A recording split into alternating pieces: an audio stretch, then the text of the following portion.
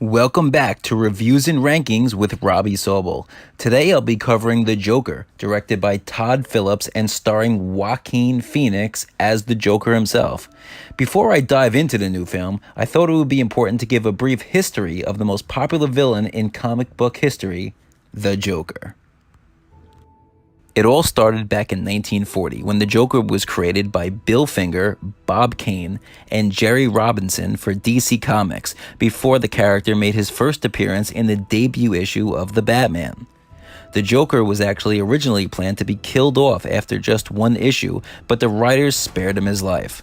Over the course of the next 80 years, we've seen numerous incarnations of the Joker, with various takes on his origin story being displayed, with the most popular being graphic novel The Killing Joke.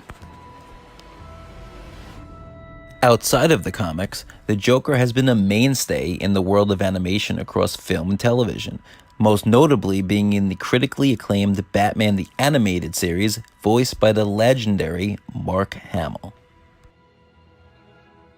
In regards to live-action takes on the character, it started back in the 1960s with Cesar Romero playing the part in the Batman television show.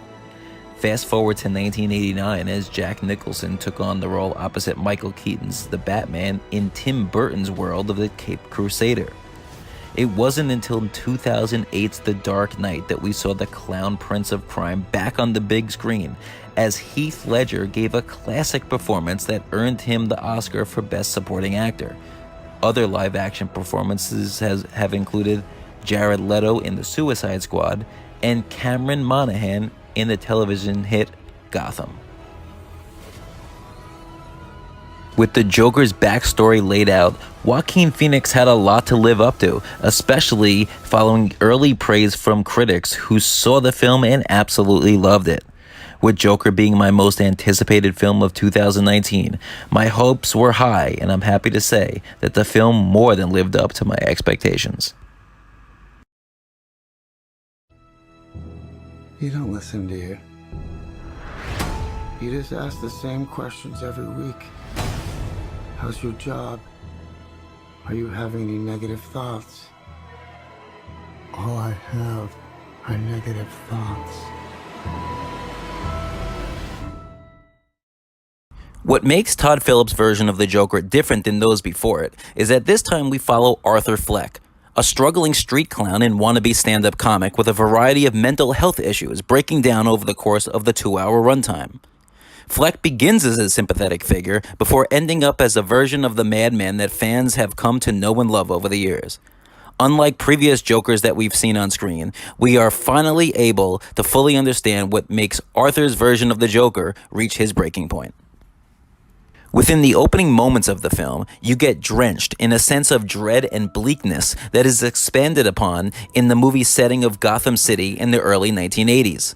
Cinematographer Lawrence Shear does a fantastic job setting the mood, which also feels like its own character within the film.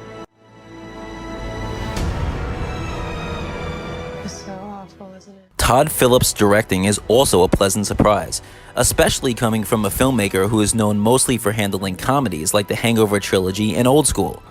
Phillips impressively shows his range, which is never more evident than in his use of framing and cutting. On the screen, the acting is top-notch across the board, but make no mistake about it, this is Joaquin Phoenix's film. He embodies the character of the Joker, and doing what a great actor does, Phoenix makes you forget that you are actually watching him act, but rather Arthur Fleck, the Joker himself. From his severe laughing tics to his dramatic and instant change of tones, Phoenix gives viewers a glimpse into the mind of an individual who is unable to cope with the deteriorating society around him. After hearing much praise about his performance, it appears highly likely that Phoenix will at least be nominated and possibly land as the frontrunner come Oscar time. While Joaquin Phoenix is undoubtedly the star of the film, Robert De Niro plays his supporting role as Murray Franklin exceptionally well. De Niro's character is a late-night talk show host who, after previously mocking Arthur on his program, sets up a guest spot on the late-night talk show that leads to one of the most memorable moments of the film. Murray, one small thing. Yeah. When you bring me out, can you introduce me as Joker? In the weeks leading up to the film's release, the Joker was the subject of various news outlets warning that the movie could spark a violent outburst, with some movie theaters even issuing warnings and suspending screenings.